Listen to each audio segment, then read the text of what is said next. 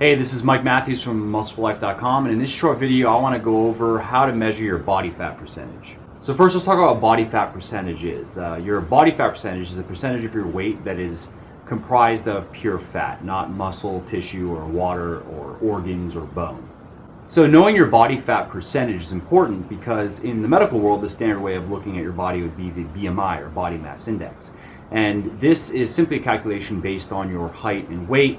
And while it's okay to, if you don't work out your muscles, if you don't have an abnormally high or low amount of lean mass, and it's okay for looking at broad populations of people, it's not very accurate if you have a fair amount of muscle. Like, you know, my BMI puts me in the borderline. I think I'm in the overweight.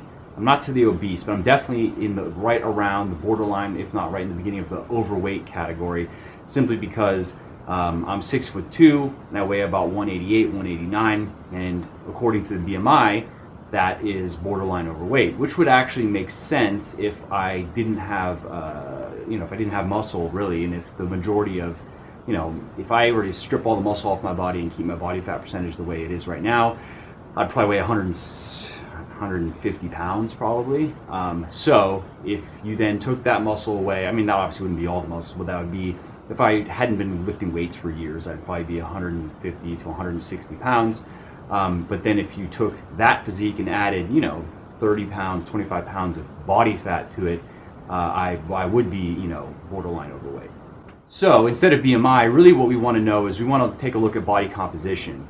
And body composition really boils down to knowing how much lean mass we have and how much body fat we have. That's really what's important. The weight isn't so important.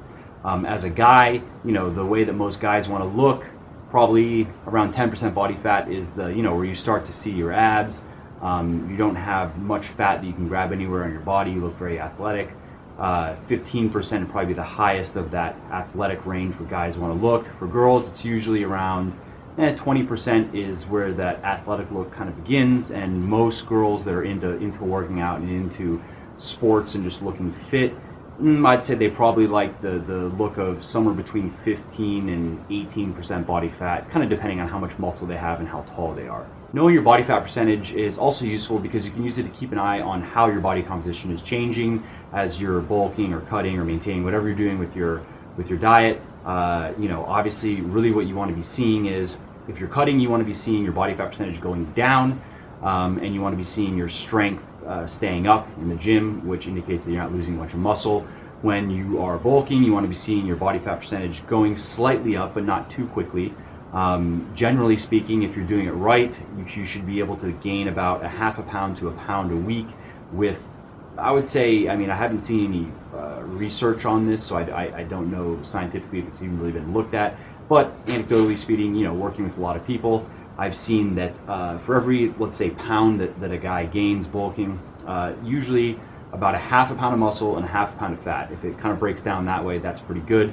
If it's better, then that's very good. For girls, they seem to maintain that 50-50, although they just gain weight slower than guys, or at least build muscle slower than guys. They can gain weight just as fast, but if they're doing it right in terms of setting up their diet, they're not going to be gaining a pound a week. When I see girls bulking correctly, it usually comes out to maybe about 2 pounds a month. So somewhere around a half pound a week. So the most common way that people measure their body fat percentage is using bioelectrical impedance devices. You have handheld devices. You also have scales. The problem with these devices is they can be very inaccurate depending on testing conditions.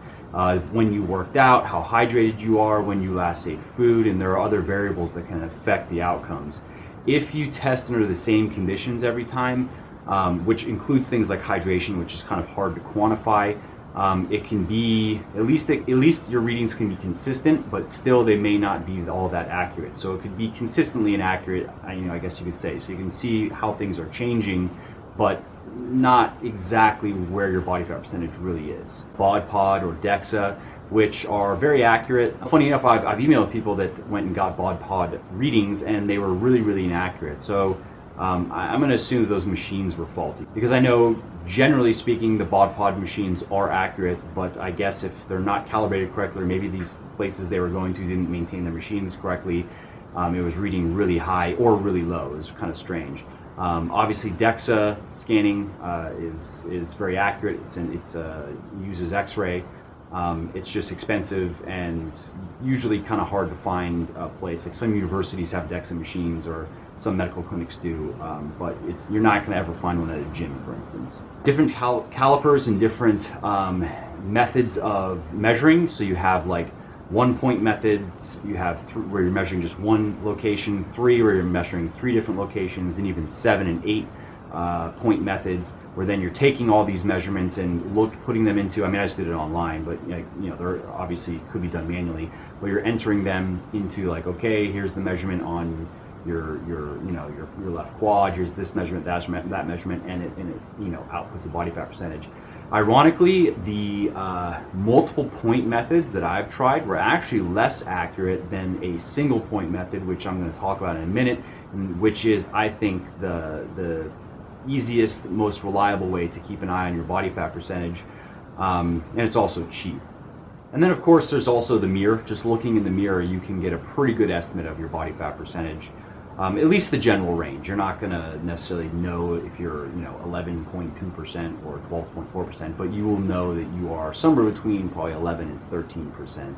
And I'm going to link an article down below which I wrote on this subject, and you can see some charts that were put together, so you can kind of get some visuals, both guys and girls, what the body generally looks like at these different body fat percentages.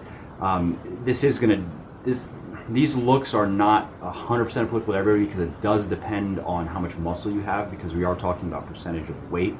But most of the images are, they're not all of professional bodybuilders. They're of guys and girls that are generally pretty fit, and you start getting for guys start getting under 15%, and girls start getting under 20 or 22, 23%. Start getting lower than that, you're going to see a bit more fit people, and then as you go up, you're going to see less fit people, which is generally how it kind of goes. With people out in the world at the various body fat percentages. All right, so now I want to show you how I like to measure my body fat percentage using this caliper from AccuMeasure, which I will link down in the description below. I like this caliper because it's very easy to use. It's 1-point measurement, which you might think would make it less accurate than multiple point measurements, but as I said earlier, I found that it's actually more accurate. In their marketing materials, they claim that it's accurate to within about 1%. And I found that to be generally pretty true. All right, so the first step is you need to make sure that this slide is all the way at the top. So with it in position now, you're going to be pinching what is called the suprailiac skin fold, which is about, so you have your hip bone here, and it's about 1 inch up, and it's on an angle. You take about 2 inches of skin here, 2 to 3 inches or so, and you want to be angling kind of in line with your hip bone, down at your groin. So you go there, then you pinch. So you need to grab, in the instructions they don't tell you how hard to pinch, but you don't have to be digging down in there, but you also don't want to just be grabbing a little bit of skin. You need to grab some fat. So you go up about 1 inch from your hip bone. You have to be on an angle. This is important. You don't want to be doing it like this or doing it like this. You want to be doing it at an angle, pointing kind of in line with your hip bone. You grab here, you pull it out. You take this guy and put it right up next to your fingers, right in the middle. Bring it down until it clicks, which you can see here. This thing clicks into there, you'll feel it. And then you have your millimeter reading. So my millimeter reading was 4. You can take a couple, you can do it, you can even do it on the other side as well. Same thing. You just want to make sure that you are grabbing, so here's the hip bone up here. Going to be angling down, so you grab. I'm kind of lean, so it's a bit hard to grab, but here, yeah, same reading. 4 to 5 is what I'm reading at. So to turn your millimeters into a body fat percentage, you use their little chart that comes with the calipers, and along the left hand side here is age. So I'm 30, so I go to there. Up on the top are your millimeter measurements. 4 to 5 millimeters at 30 years old is 6%, and that's about right. I'm somewhere between 6 and 7%. It's hard to say. As you get leaner and leaner, really the only 100% accurate way to measure is going to be DEXA, or possibly bod pod if the machine is working well. And the same thing goes as you get fatter and fatter. If you're a guy and you're over 20%, this method is going to get a bit less accurate the more overweight you are. But in that case, it doesn't. There's a point where, like, okay, if you're below 7-8% as a guy, then you just know you're really lean. If you're above 20-25%, you know that you have a lot of fat to lose, and it doesn't really matter if on the high end you're off by 2%, or if on the low end you're off by 1%. It doesn't really matter. One last point is try to test yourself under similar conditions each time, because really water retention can mess with this a little bit. If you, let's say, you went and had your cheat meal the night before, and if you went to a restaurant, it probably involved a ton of salt, because that's the standard thing for restaurants, is obviously salt and butter and everything. So you're going to be holding quite a bit of water the next day. That could easily add a millimeter to your reading, which you may think, did you just really gain 1% body fat overnight? No, it's a water thing. So try to test yourself when, I like to do it later in the week. Like, I usually do my cheat meals on Friday. So Saturday, I don't go crazy in my cheat meals, but they are high sodium meals. So Saturday I'll be holding more water, so I wouldn't test myself on Saturday. I would test myself probably Wednesday or Thursday when everything's back to normal. My sodium and potassium levels are all balanced out, and that way I can get an accurate reading. All right, so that's it. That's all there is to measuring your body fat percentage. I hope you found this video helpful. Subscribe to the channel. I have a lot more stuff coming.